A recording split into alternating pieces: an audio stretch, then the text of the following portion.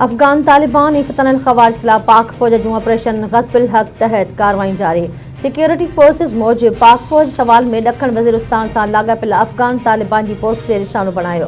पाक फ़ौज जी कार्रवाईअ जे नतीजे में अफगान तालिबान ऐं फितनल ख़वारिज फ़रार थी विया। अफगान तालिबान जी पोस्ट खे धमाकेदार मादे सां तबाह कयो वियो। विच ओभर में जारी छिकताण सबबि आलमी मंडी में तेल जी क़ीमतुनि में वॾे पैमाने ते इज़ाफ़ो। ख़बरदार मूजिबि कचे तेल जी क़ीमत हिक ॾींहं में अटकल 25% वधी वई। आलमी मंडी में तेल जा अघ $116 फ़ी बैरल खां टपी विया। माहिरनि ख़दशो ज़ाहिर कयो आहे त विच ओभर में जंग डिघी थी त तेल $150 फ़ी बैरल ताईं पहुची सघे थो। आलमी मंडी में तेल जे अघनि में तारीख़ी इज़ाफ़े खां पोइ पाकिस्तान में महांगाई जी नई लहर जो ख़तरो वधी वियो। महांगाई जी शरह 9 खां 11% ताईं वधी सघे थी। आयतुल्लाह अली ख़ामनई जी शहादत खां पोइ मुश्तबा ख़ामनई ईरान जो नओं सुप्रीम लीडर मुक़रर। रिपोर्ट्स मुताबिक़ 56 वरियनि जे मुश्तबा ख़ामनई खे ईरान जी मजलिस ख़बरगान नए सुप्रीम लीडर तौरु चूंडियो। मजलिस ख़बरगान पंहिंजे बयान में ईरानी अवाम खे अपील कई आहे त नई क़यादत जी हिमायत कई वञे ऐं क़ौमी इतिहाद खे बरक़रार रखियो वञे। पासदारनि इनक़लाब जो इसराइल ऐं अमेरिका ख़िलाफ़ हमलनि में वधीक शिदत आणण जो ऐलान। ईरान जा इसराइल ते हमला जारी। मारिजी वियलनि जो अंग 13 थी वियो। 1900 खां वधीक ज़ख़्मी।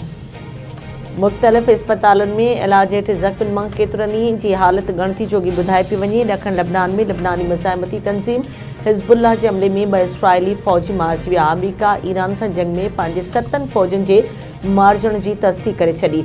सऊदी अरब में क़ाइमु अमरीकी सेंटकॉम फ़ौजी अॾे ते ईरान जे हमले में ज़ख़्मी थियल फ़ौजी दम ॾेई छॾियो। ईरान जे हमलनि में मारिजी वियल अमरीकी फ़ौजियुनि जो अंग 7 थी वियो। विच ओभर में जारी जंग जा पाकिस्तानी मईशत ते बि नाकारी असरनि जो सिलसिलो जारी। पाकिस्तान स्टॉक एक्सचेंज 100 इंडेक्स में 9,700 पॉइंट्स जी घटिताई। 100 इंडेक्स 1,47,715 ते ट्रेड कंदे ॾिठो वियो। कुझु देर लाइ कारोबार मुअतल कयो वियो। व्याज जी शरह बरक़रार रहंदी या वधंदी? स्टेट बैंक पारां अॼु नई मॉनेटरी पॉलिसी जो ऐलान कयो वेंदो। सर्वे रिपोर्ट मुताबिक़ 60% बिज़नेस कम्युनिटी मॉनेटरी पॉलिसी खे बरक़रार रखण जी अॻकथी कई आहे। 24% वापारी बिरादरी जी राय ॾिनी आहे त व्याज जी शरह में इज़ाफ़ो थींदो। सॼे मुल्क में व्याज जी शरह हिन वक़्तु 10.5% ते मौजूदु आहे। कराची ऐं लाहौर में अमेरिकी कॉन्सुलेट सर्विस रागितू मुअत्तल। अमेरिकी सिफ़ारतखाने मूजिबि अॼु खां 13 मार्च ताईं जून इमिग्रेंट ऐं नॉन इमिग्रेंट वीज़ा अपॉइंटमेंट्स रद्द कयूं वयूं आहिनि। दरख़्वास्त गुज़ारनि खे नयुनि अपॉइंटमेंट्स लाइ हिदायत ईमेल ज़रिए ॾिनियूं वेंदियूं। अमेरिकी शहरनि लाइ मामूल ऐं एमरजेंसी सर्विसिस जारी रहंदियूं। विच ओभर फ्लाइट ऑपरेशन में बहितरी जा आसार अचण खां पोइ पाकिस्तान मां अॼु 63 फ्लाइट्स जी रवानगी जो इम्कान। सॼे पाकिस्तान मां वधीक 76 उॾामूं रद्द कयूं वयूं। कराची लाहौर मां दुबई, शारजाह, अबूज़ेबी ऐं दोहा जूं 21 उॾामूं रद्द कयूं वियूं। इस्लामाबाद मां 11, पेशावर मां 13, फैसलाबाद मां 3 ऐं सियालकोट मां 7 उॾामूं रद्द। विच ओभर जूं 9 ॾींहनि में सॼी दुनिया मां मुलतवी थियल उॾामुनि जो अंग 34,420 थी वियो। कराची में रेंजर्स ऐं SIU पुलिस जी कार्रवाई। भतेखोरी में मुलविस 2 जवाबदार गिरफ़्तार। रेंजर्स तर्जमान मूजिबि न्यू कराची में कार्रवाई दौरान मोहम्मद अरीफ उर्फ मुश्ताक मुज़मिल खे गिरफ़्तार कयो वियो। मोहम्मद अरीफ जो ताल्लुक़ उसामा जमील ऐं अब्दुल समद काठियावाड़ी ग्रुप सां आहे। गिरफ़्तार जवाबदार मुज़मिल बहादुर PMT जो वेझो साथी आहे।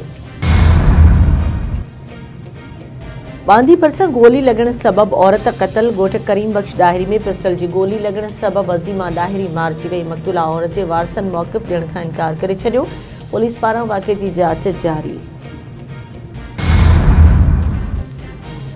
मधे जी भरिसां रोड बस स्टॉप वटि तेज़ रफ़्तार ट्रक ऐं मोटरसाइकिल में टक्कर। हिकु ॼणो फोत, हिकु ज़ख़्मी। फोती जी सुञाणप मिर्ज़ापुर वासी उबैदुल्ला जुनेजो जे नाले सां थी। ज़ख़्मी अली नवाज़ ब्रोही खे गणती जोगी हालत में इस्पताल मुंतक़िल कयो वियो। अमरोट पुलिस ट्रक खे तहवील में वठी ड्राइवर खे हिरासत में वठी छॾियो।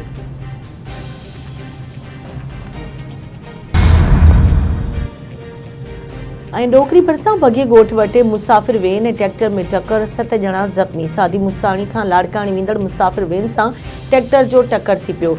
ज़ख़्मियुनि में सईद, असद, शफ़न, उस्मान, गनी ऐं ॿिया शामिल। इस्पताल मुंतक़िल।